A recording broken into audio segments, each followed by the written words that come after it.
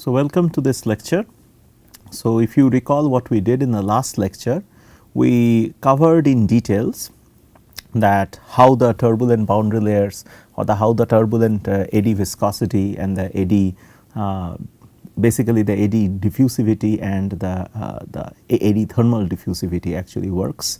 And we also talked about the Prandtl's mixing length model, which actually showed that how you can basically write this EM, right, in terms of y. Essentially that is what we kind of did in the last class, right, because we showed that the non-linearity of the Navier-Stokes equation when averaged actually gives rise to these unclosed terms. In these unclosed terms where if you just recall, it was u prime v prime u prime square bar etc., right. So, these were the unclosed terms in the Navier-Stokes equation when you averaged the whole Navier-Stokes equation, Reynolds averaging basically. So, once we did that averaging, we saw that these were the unclosed terms, and in order to close this unclosed terms, we needed some modeling approach, which is not basically based on physics, but basically based on intuitions and certain logics. So, essentially that was the whole point, that was the time that we spent in understanding that how these terms can be represented in terms of the velocity gradients. Okay. So, that is what we did in the last class, that how this can be represented as velocity gradients and then bunch them up with the viscous terms, right, and call them basically the apparent viscosity or the eddy viscosity, whatever. Okay. There are varieties of nomenclatures that are available, but these are not viscous terms. Again, we emphasized it in the last class. These are basically terms which evolves from the non-linearity of the Navier-Stokes equation, right. So, similarly, in order to close the equations, you needed to close these terms, right.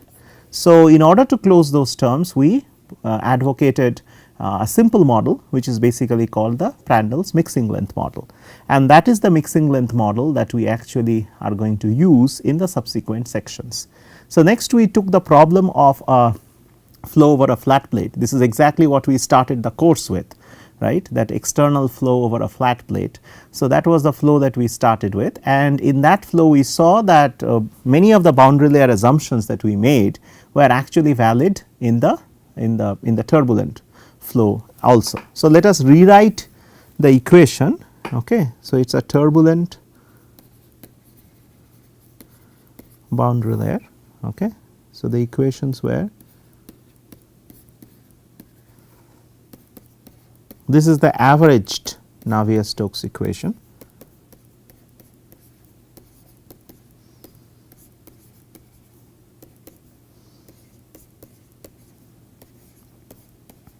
and this was the bunching that we did. If you recall, this is the bunching that we did. Okay. Nothing but the apparent shear stress. Okay. And of course, if it is for a flat plate, if it is a flat plate, then we know that dP bar by dx should be equal to 0, all right. And we got this expression by using the same logic, that this gradient is usually more than this, right. That is why you see just one term coming over here, right. Okay. So, if this term therefore goes away, you are left with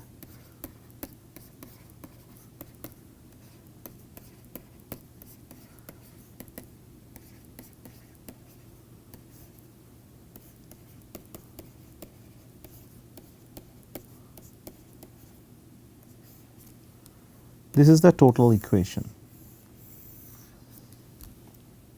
right. This is the total equation that you have.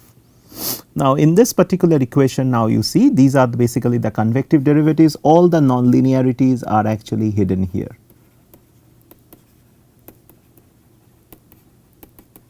Got it? That is the most important thing to take care. Now, we are going to make a leap of faith, okay, and try to see something So, if you consider this to be the flat plate, right, and this is the turbulent boundary layer, right, which has got all the eddies that we talked about, eddies of various kinds, right. In the region very close to the wall, let us envisage that there is a small layer, okay, which we can call as the inner region. Okay, it is called the inner region. It is a region which is very, very close to the wall, right, very, very close to the wall, and where, okay, your advection terms won't be that important.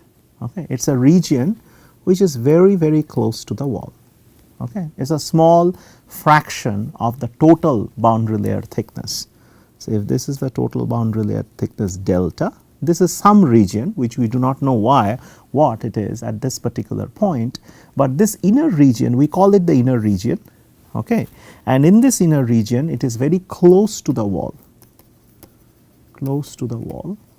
where advection can be actually neglected. So, in that particular region what we can do is that we can write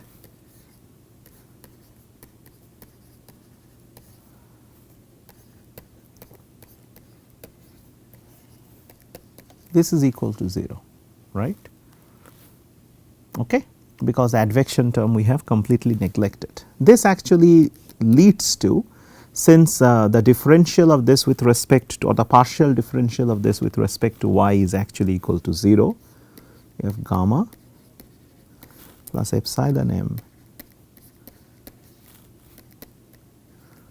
c, which is now a function of x only. Got it. So, this is now a function of x only. Got it. So, it is gamma plus epsilon m, okay, which we basically call the apparent shear stress, okay, is basically is a function of x only. So, that means if this guy is now called tau apparent, okay, which is basically nothing but the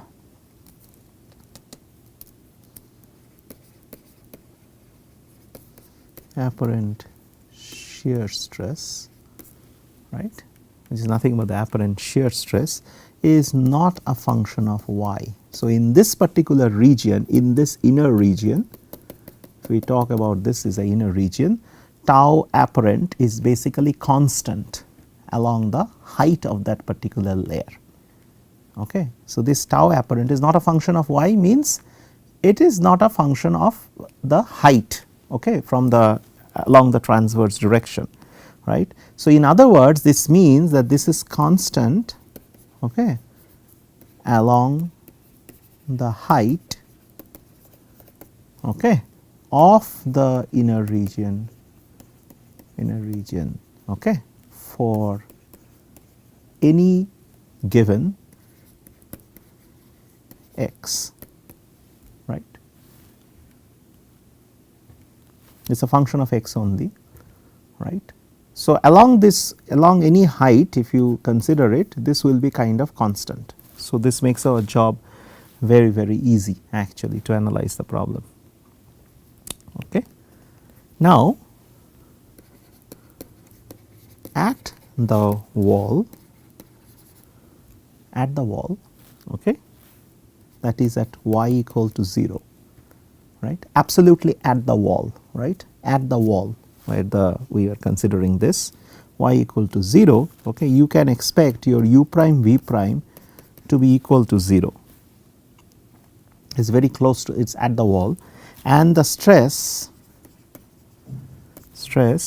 is actually the wall shear stress tau naught. So, if you call the wall shear stress tau naught, which is basically once again mu into du bar by dy, this has got no effect of Em, okay, or epsilon m, right. So, at the wall, not away from the wall, at the wall your u prime v prime is equal to 0, which essentially translates to that your EM term you are basically neglecting, the stress there is actually the wall shear stress tau naught. It is the actual wall shear stress, okay, at that particular point. So, if you evaluate this quantity at y equal to 0, it will give you the actual wall shear stress. That is the point that we are trying to make here, right. So, therefore, your gamma plus epsilon m du by dy is basically equal to tau naught by rho. This is basically the constant that we are talking about, okay, because remember we said that this is supposed to be a constant. So, this is the constant that we are talking about in this particular case, okay. So, remember always tau naught is the actual wall shear stress, this is not the apparent shear stress, okay. These two things must be clearly spelled out. So, tau naught is the wall shear stress, okay. Now, interesting feature about tau naught by rho raised to the power of half, right. This, if you look at it, has the dimensions of velocity. Velocity in the sense it is given as meter per second, if you look at it, okay, and therefore, and it is called wall friction velocity. Got it? So, it is called the wall friction velocity. Again, it is a misnomer, it is just a dimensional matching that we have done, okay. And of course, as we know that tau naught is a function of x, this we know from your laminar boundary layer theory also, right. You know that the wall shear stress is a function of your x, that is what we derived, okay, earlier. So, it is a very similar thing is valid over here also. So, therefore, let us call this friction velocity as u star, and it is given as tau naught by rho raised to the power of half. This is basically the friction velocity, or rather wall friction velocity, okay. Now, using this option, let us try to non-dimensionalize some of the equations, okay. So, non-dimensionalize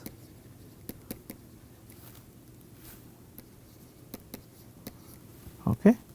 So, first one is your u plus is u divided by u star, v plus is v bar, sorry, this is u bar, v bar divided by u star, okay, or are bar quantities, these are averaged quantities. X plus is given as x u star by gamma, okay. Similarly, y plus is given as y u star by gamma, okay. This is fine because gamma is basically meter square per second, okay. Y is meter, so it becomes meter per second and meter per second on the top and the bottom. So, they basically give you a dimensionless length scale, okay. So, therefore, gamma plus epsilon m u star du plus by dy plus, okay, multiplied by u star by gamma, okay, given as u star, because remember this is nothing but tau naught by rho, okay, because we have taken the square of that essentially, u star is root over of that. So, this should be the square of that, okay, or in other words 1 plus epsilon m by gamma into du plus by dy plus is actually equal to 1, okay, is actually equal to 1. This is one of the most important equation. This is only in the inner region, remember, once again we have done all these things in the inner region, okay. So, basically your u plus, okay, is now a function of y plus, right, from this equation, where the x dependence is absorbed, x dependence is absorbed in u star, okay, because u star is nothing but tau naught by rho, right, raised to the power of half, correct, right. So, therefore, tau naught is a function of x, we have seen it here, right. So, therefore, the x dependence is basically absorbed in the u star. So, u plus is basically a function of y plus, very similar to that similarity transformation that we did many classes back, right. So, it is very similar in principle or in essence to that. Okay. Okay. So, therefore, 1 plus in terms of the converted units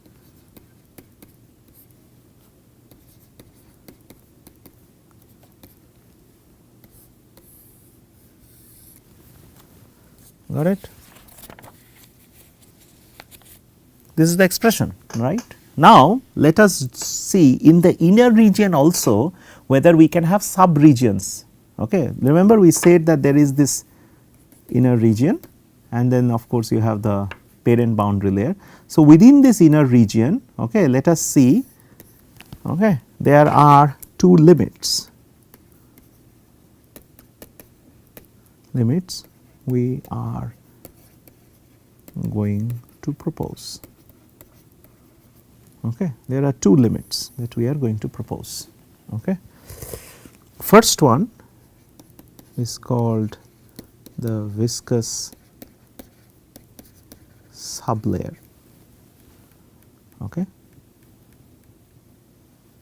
where this gamma is much greater than epsilon m.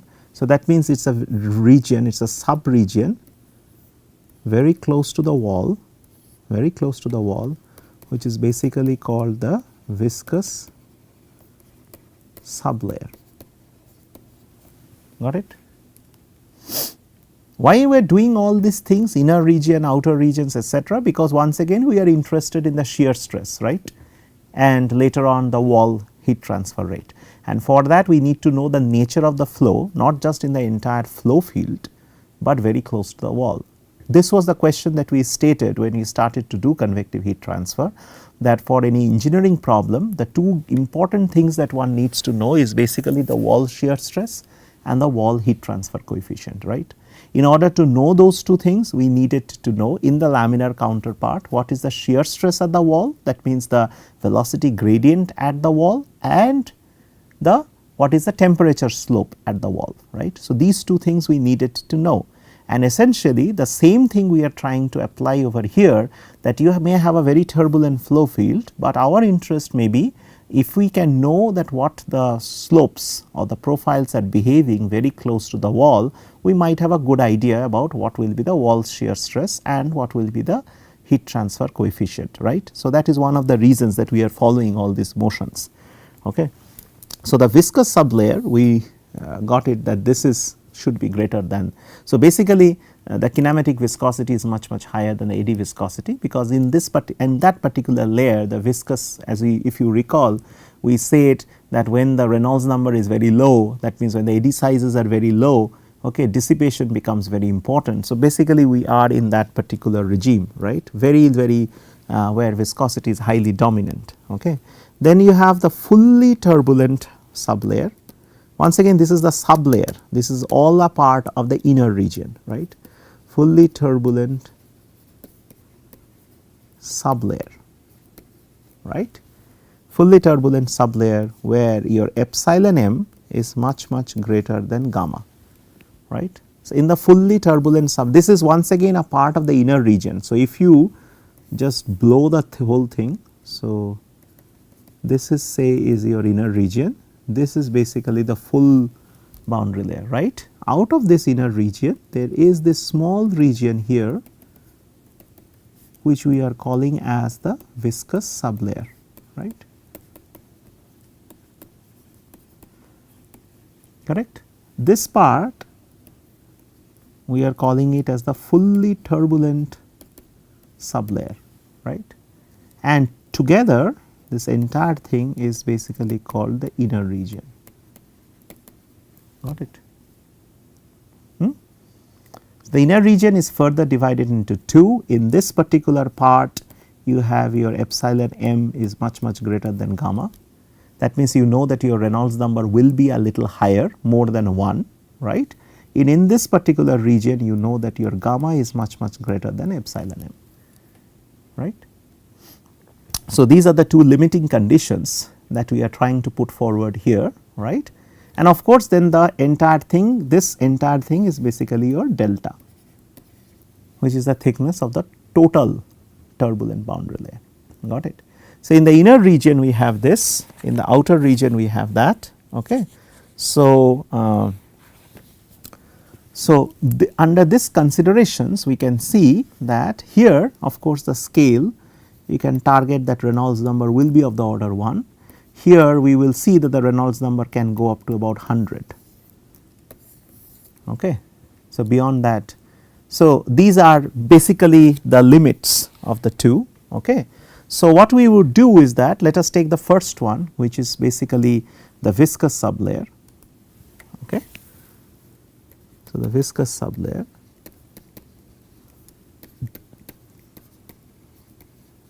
okay, where so therefore, what you have is that u plus by dy plus you have it as equal to 1, right, okay, or in other words u plus is equal to y plus c1. We know that u plus is equal to 0 at y plus is equal to 0 at the wall. So, therefore, your u plus is equal to your y plus, right. So, the first viscous sublayer expression, inside the viscous sublayer you have a linear function of u plus and y plus, right. U plus, remember, was u bar by u star, right. Y plus, remember, okay. If you recall that what was the expression for y plus, it was y u star by gamma, right. Always recall these two if you lose perspective, but this is a linear relationship that we have got in that particular region, right, in the viscous sublayer of the problem, right. Okay. So, in the viscous sublayer of the problem, this is what you get. Now, so the viscous sublayer will be linear, but it will scale up to a very small distance only. Now, we have to look at the scale of the fully turbulent sublayer. Once again, it is called sublayer. That is the whole point. So, the second point is basically you have the fully turbulent sublayer. Okay. If you want to look at the schematic what we drew, you can look at figure 7.5 from Bejan, okay, where you can actually see that how the two boundary layers, I mean a sketch basically, this is a sketch basically of different boundary layers, okay, and it will also mark what is the sublayers, okay, and the eddies, all those things. So, that may be consulted, and we will also put one of these thing, okay, as a I will show you this slide, okay, at the end of this particular lecture, okay, where we will see that how these different sublayers are, right. What are the different sublayers that are associated with it, and it is just I have drawn it kind of like this. If you look at it here, I have drawn it already, okay. This just gives you a better idea, right, how the eddies, for example, this surface will be a little corrugated because of the general nature of the eddies, okay. There will be like fast moving fluids which will descend, okay, that will try to impinge close to the wall. So, this is basically represents the inner scales, right, at which your eddies, if you remember the cascade, there were those large eddies which ultimately went down to the smallest eddies. So, this will be something equivalent to that. Large blobs of fluid will be carried down towards the wall, okay. So, this we will put up as a part of this particular lecture, okay. But in the next lecture we are going to look at what will be the fully turbulent sublayer, what will be the equations for that?